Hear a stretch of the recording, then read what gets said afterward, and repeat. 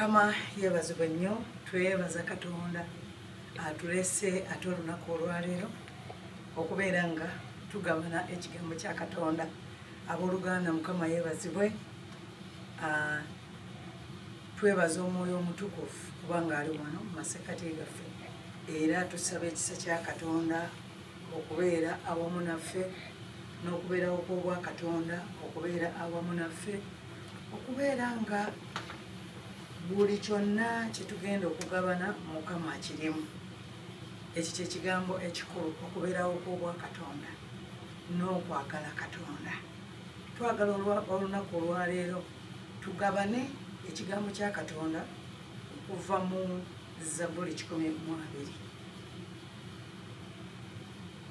Era nga tetunaba kugabana, twagala okwebaza Katonda, twagala okumwebaza, era twagala okusaba awamu ffenna, kubanga omusingi gwonna kulaba nga Katonda abeera wamu naffe, kubeerawo okwene kubeera mu masekkati gaffe, ne tubeera nga buli kye tukola kyonna ali wamu naffe.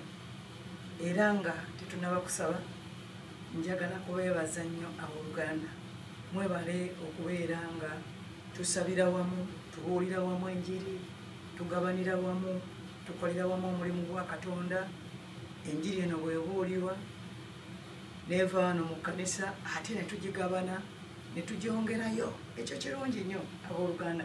Bantu bangi ffenna tugabanye ne tuwulira nga ebigambo bino bituzzaamu amaanyi, kubanga ekigendererwa kyaffe kwekola ki?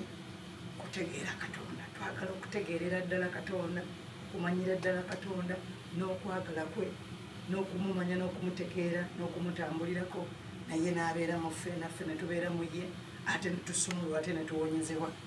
Amannya agange Meeyi Kawaala, Musumba Kawaala, abamu bampita Mama Meeyi, abamu erinnya lyonna. Mukama bw'atuyita amannya go gavaayo nga Katonda ye bw'akiraba, ate era ng'ekyo si kye kitutwala ennyo, wabula Katonda asigala nga Katonda amasekkati gaffe. Kale abooluganda katwebaze, tugenda kwebaza Mukama omulungi ow'ekisa. Njagala okubeera mu maaso go wano okwewombeeka nate olw'ekiseera ekirungi Mukama ky'otuwadde. Mukama weebale kubanga otuwa buwi ekisa ffe okukuweereza. Mukama nkwebaza olwa buli ssekinoomu atudde mu masekkati gaffe wano, gwe azze olunaku olwaleero mu kkanisa, weebale okujja. Nsaba Omwoyo Omutukuvu obeere wamu naffe. Mukama nsaba okubeerawo kwo kubeere wamu naffe nga tusaba kaakano nga tugabana ekigambo kino. Mukama nsaba obeerewo, ekigambo kyo okiwanirire, okyogere okuyita mu nze ng'ekibya, ate era Mukama bwe kiba nga kituuka ku bawulizi era abakiwulira bakifune naye ng'era muwuli Mukama. Manyi nti wooli wano, oli otwagadde, oli otuwaniridde, oli Omwoyo Omutukuvu, oli ekitiibwa kyaffe, wooli gwe eyatonda eggulu n'ensi. Yesu wooli era nkulaba nga wooli, kuwulira nga wooli. Beerawo Mukama, tuli mu maaso go nga tuzze okusinza, tuzze okugabana. Nsaba Taata otusaasire obutali butuukirivu bwaffe bwonna, tunaaze n'omusaayi gw'omwana Yesu Kristo Mukama, tutukuze n'ezoobu tubeere balungi. Mukama tusaba otusonyiwe ebyo byonna ebitusabako mu ndowooza, mu njogera, mu ntambula. Mukama Katonda wange tuyambe, tuwanirire, tutambulira mu kwonoona. Olunaku teruziba ate waliwo oluusi kikunyiizizza, waliwo ebijja ne bitutabula, waliwo ebijja ebigwa bugwi, zibo ne bigwa bigwi, beera ne zitugwako bugwi. Naye Mukama mu zonna tutambule nga tukulaba, tutambule nga tulina gwe. Oli mulungi Katonda Kitaffe Ayinza Byonna, osaanidde kubanga otwagala. Weebale nnyo olw'ekisa eky'okusonyiwa, kubanga bwe twenenya Mukama n'otusonyiwa, ate ne tutambula naawe, ne tutambulira mu butuukirivu. Beerawo wano nange Mukama, beerawo amaanyi gange, beerawo ekisa kyange, beerawo ekitiibwa kyange, ogulumizibwe era otendezebwe Mukama, mu linnya erya Yesu Kristo Omunnazaaleesi. Amiina. Abooluganda Mukama yeebazibwe nate. Tugenda kubikkula Bayibuli yaffe, bikkula wano ebayibuli mu Zabbuli 120 12. Zaburi 10:12 tusome ku bigambo bino. Bayibuli egambye bweti egambye nti mumutendereze Mukama kubanga alina omukisa oyo atya Mukama. Mumutendereze Mukama alina omukisa oyo atya Mukama. Layini yaffe eno esooka era obubaka bwaffe obugenda okuva okutya Mukama, okutya Mukama, okwagala Mukama, okwewa Mukama, okunoonya Mukama, okutya Mukama. Abooluganda bwawuliriza bwagabana nange twetaaga okutya Mukama. Mukama tumutya kubanga ye mutonzi w'eggulu n'ensi era ye mutonzi waffe eyatutonda, atubeesezaawo, atuwadde obulamu obulungi, atuwadde ekisaffe okubeera nga bwetuli tusobola okubuulira enjiri. Mukama mulungi, tulina okumutya n'okumutendereza. Olunaku olwaleero tubadde tuyiga nga tuli mu Bible study. Olwaleero olwokusatu luno tubadde nansana nga tuyiga nga tuli mu Bible study. Ni bwe tumala okuyiga tuwa abantu omukisa okubuuza ebibuuzo. Naye omukyalo omu abuuzizza ekibuuzo. Omukyalo oyo ayitibwa Juliet Babirye. Tumuyita maama Juliet Babirye era oyinza okubeera ng'owulira kaakano. Naye abuuza ekibuuzo n'agamba Musumba, ku kuyigiriza kwonna kw'oyigiriza olwaleero waliwo ekyawandiikibwa mu ngero ekigamba nti njagala abo abanjagala era n'abannoonya balikola ki? Balindaba. N'agamba nti kakati Mukama bw'agamba nti njagala abo abanjagala, abalala bo tebaagalibwa. Yesu bw'agamba nti njagala abo abanjagala n'abalinnoonya balindaba, abalala bo tebaagalibwa. Abooluganda, Mukama waffe wakisa, atwagala ffenna. Mukama atwagala ffenna, naye tulina okukimanya nti Yesu bwe tumuwulira nga ayogera ebigambo mu Bayibuli muno, ekibimuwogeza n'ekyamuleeta n'ekyamuweesaayo kitaffe, ensi erokokere ku ye, kwali kwagala okwaleesa Yesu okufiirira gwe nange.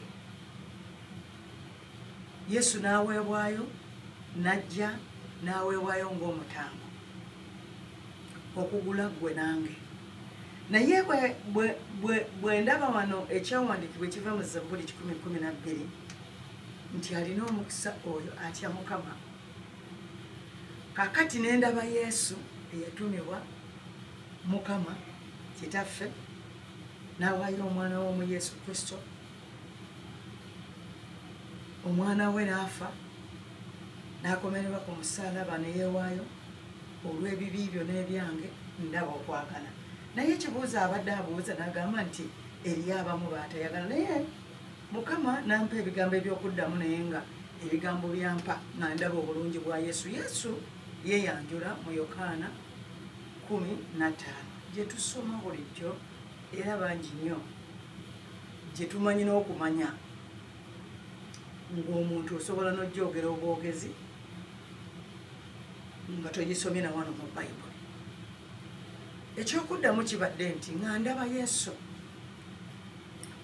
mu Yokaana 15 era ngenda kusomayo, ngenda kugendayo, naye tujja kukomawo eno mu Zaburi ey'E10:12. Naye katulabe Yokaana 15 agamba bw'ati.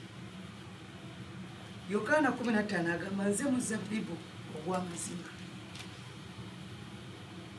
nze muzabbibu ogw'amazima. Yesu ayogera ne kitange eki, kitange ye mulimu. Agamba mwe muli matabi. Yesu muzabbibu, gwe nange tuli matabi, ate kitaawe eki ye mulimu. Naye n'agamba nti naye ettabi eritabala bibala litemebwako naye eri eribala ebibala alirongoosa ne lyeyongera okubala ebibala. Kati ekyokuyiga kiririddawo. Yesu yatweyanjulidde n'agamba nti nze ndi muzabbibu ogw'amazima, naye ggwe naawe ampuliriza, ffe tuli ki? Tuli matabi. Tunuulira omuti. Kati laba kuba ekifaananyi eky'omuti olabe amatabi. Weerabe ng'oli ttabi ku muti, naye laba omuti ogwo nga ye Yesu. Ate gye kutunudde ye Katonda Kitaffe, ye mulimi, ye nannyini buyinza, omulimi akoolera, ye kigambo, ye kitala. Ettabi eritabala bibala likola ki? Lisalibwako, lisuulibwa ebweru, omusana gulyakako ne likala, ne lyokebwa, ate ne likola ki? Ne liggwamu. Awo Yesu yali atugamba nti mwe muli matabi, oli ttabi, naye bw'obeera ng'onjagala, ng'oli ttabi, olina kubeera ng'oli nange. Ku muti tovaako, gwe ttabi.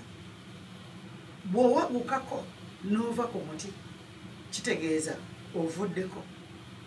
Naye nga bw'olaba ettabi bwe liri ku muti, Yesu agamba nti mwe muli matabi. Naye bw'oba oli ttabi naye n'otabala bibala, otemebwako. Kitange nno ye mulimi, yasalira. Oli olabyeyo abalimi abasalira emmwanyi oba ebitooke, bagenda basalako ebitagasa ku ekyo ekirime kisobole okumera obulungi. Naye wano agambye nti ettabi eritabala bibala litemebwako, lisuulibwa ebweru, likala kubanga omusana gulyakako, ne lyokebwa, ne lifuuka evvu ne liggwawo. Ekitegeeza nti nze bwe mbeera nga ndi ttabi, nga ndi ne Yesu, ne mbeera nga sibala bibala, mbeera nga eyeesaze ku Yesu, connection eba efa. Kati laba Yesu guno kankulage nga ono ye Yesu, agambye gwe muti, kati lino ttabi. Kati agamba lino ettabi bwe libeera nga teribala bibala, litemebwako ne lisuulibwa ebweru, omusana ne gulyakako, lirikala. Olaba bwe litemeddwako, Yesu ali wano, ettabi livuddewo. Kakati bw'obeera ng'oli ttabi, ng'otemeddwako olw'obutabala bibala. Ebibala tubisanga mu Baggalatiya 5:22, era tujja kusomayo. Naye era gw'amanyi ebyawandiikibwa abadde abisoma, ebibala okwagala, ekisa, obulungi, emirembe, okusanyuka, okusonyiwa, okwenenya, okukkiriza, n'ebiringa ebyo, nti awo tewali mateeka, era obwakabaka obw'omuggulu bwe bubwo. Kati labayo ensonga enkulu eva mu bibala. Olwo nno tuli mu Yokaana 15 era tugenda kumusoma. N'agamba nti naye ettabi eribala ebibala eryo alirongoosa. Ettabi lino bwe libeera nga liriko ebirimba bw'ebibala, oliraba liriwa. Kati ono ye Yesu omuzabbibu, ettabi lino libala ebibala. Agambye nti alirongoosa ne lyeyongera okukola ki? Okubala. Kakati ekibuuzo ky'omukyala agamba nti bw'alaba ekyawandiikibwa na Mukama agamba nti njagala abo abanjagala, era nammwe abannoonya mulikola ki? Mulindaba. Mbikkulirwa Yesu ng'agamba nti bw'obeera ettabi n'obeera nga oli mukwano gwange, tuli butiribiri, tuli wamu, oli munze nange ndi mu ggwe. Olabye bw'otuuka ku lunyiriro lw'omusanvu, agamba nti buli ky'osaba kinaakuweebwa, kubanga oli mu Yesu naye ali mu ggwe, muli butiribiri, muli ba mukwano, muli wamu. Yesu atusuubira okubeera nga tuli mu ye naye ali mu ffe. Ebyo bye bigambo bye twagala okulaba, ebituleetera okubeera nga tutambula nga tutya Katonda, naye ng'ate tuli mu ye, nga tatuvaako, nga tavaawo nga tetuvaawo awali Yesu naye buli kiseera nga tutambula nga tunoonya Katonda. Obwo bwe bulamu obulungi obunyuma bwe tusobola okulaba nga butunyumira, obulamu obwa Yesu nga tutambula naye nga tetumweyambulamu ng'obwo weeyambulamu olugoye ng'ozzeyo eka ate n'omala n'olwambula naye buli ssaawa. Ekitegeeza nti Mukama abeerawo era Bayibuli bwegamba nti nze mbeerawo buli kiseera. I'm ever present even in the times of trouble. But the Bible says that call upon me in times of trouble and I will answer you and you will glorify my name. Ebigambo bino nga birungi, ebigambo bino nga binyuma.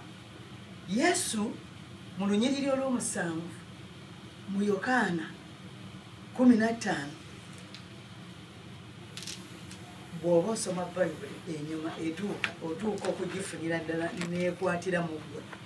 Bye bino ebyawandiikibwa bulijjo kati tuddayo okubeera nga tubeera nga tukola ki twejjukanya ebyawandiikibwa bino. Naye kaakati wano ngenda kusomera wano Yokaana 15 n'olunyiriri olw'omusanvu. Weewaawo tujja kuddayo ku lusooka. Agambye bw'ati 17 bwe mubeera mu nze n'ebigambo byange bwe bibeera mu mmwe musabenga kye mwagala kyonna munaakikolerwanga. Bwe mubeera mu nze n'ebigambo byange bwe bibeera mu mmwe musabenga kye mwagala kyonna munaakikolerwanga. Olina okubeera mu Yesu ate naye n'abeera mu ggwe. Kati bw'osaba olw'okubanga muli wamu bwe muti Yesu ali mu nze, Yesu ali mu ggwe, ali munda mu ggwe. Ekitegeeza mu ggwe mutuddemu ansa. Ekyokuddamu kiri mu nze, ekyokuddamu kiri mu ggwe ye Yesu. Kubanga anaabeera atya mu nze nga simunoonya, nga simwewadde, nga sibala bibala ebimutuuza mu nze. Ettabi eribala ebibala, ettabi bwe libala ebibala alirongoosa. Labayo Zabbuli ey'Ekikumi tujja kuddayo naye Yokaana 15 agambye nze muzabbibu ogw'amazima ne kitange ye mulimi. Buli ttabi eriri mu nze eritabala bibala alijjawo, eyo yonna tuyiseeyo. Na buli eribala ebibala alirongoosa lyeyongerenga okubala, alirongoosa lyeyongerenga okubala eribala ebibala. Ekigambo ekikulu abooluganda kye tulina okumanya nti mu bulokole obulokole bunyuma.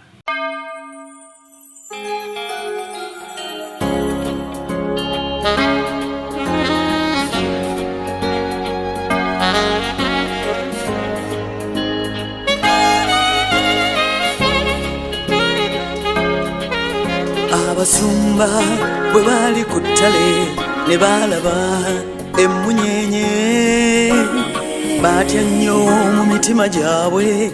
Malayika n'abagamba temutya mmwe, ndeese ebigambo gye muli ebirungi ebisanyusa. Omwana azaaliddwa kya kitiibwa, azaaliddwa leero kyamagero. Yesu omulokozi azaaliddwa e Besuleemu eky'Ebuyudaaya mu kirala ky'ente awanyoomebwa. Yazaalibwa omuwala atamanyi musajja, kyewuunyisa naye nga bwe kiri.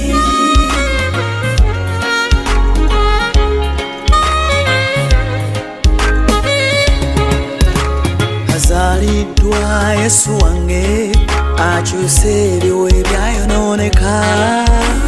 Azaaliddwa Yesu omukulu asinga, eyalangibwa azaaliddwa, teri mulala, teri mulala. Y'oyo afuga ku nsi, emirembe gibe ku ye. Nnyo n'essanyu kyakitiibwa leero awanyomebwa yazaalibwa omuwala atamanyi musajja kyewuunyisa naye nga bwekiri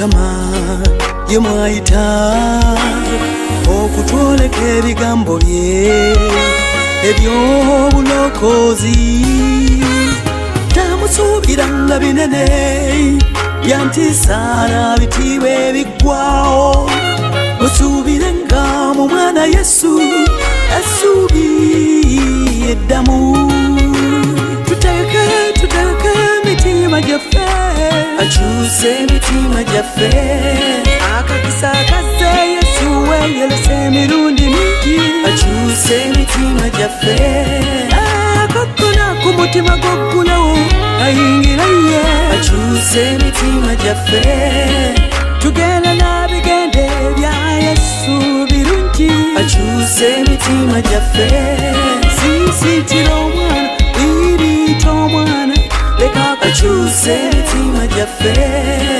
tutegeke emitima leka akyuse emitima gyaffe haleluya Yesu laba akyuse emitima gyaffe haleluya Yesu laba akyuse emitima gyaffe tuyimbe nnyo nnyo n'essanyu kyomwene kyakitiibwa leero awanyomebwa yazaalibwa omuwala atamanyi musajja kyewuunyisa naye nga bwekiri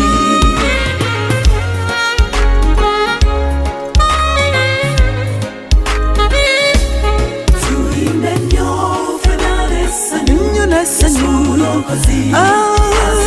kyomwene kyakitiibwa leero awanyomebwa yazaalibwa omuwala atamanyi musajja kyewuunyisa naye nga bwekiri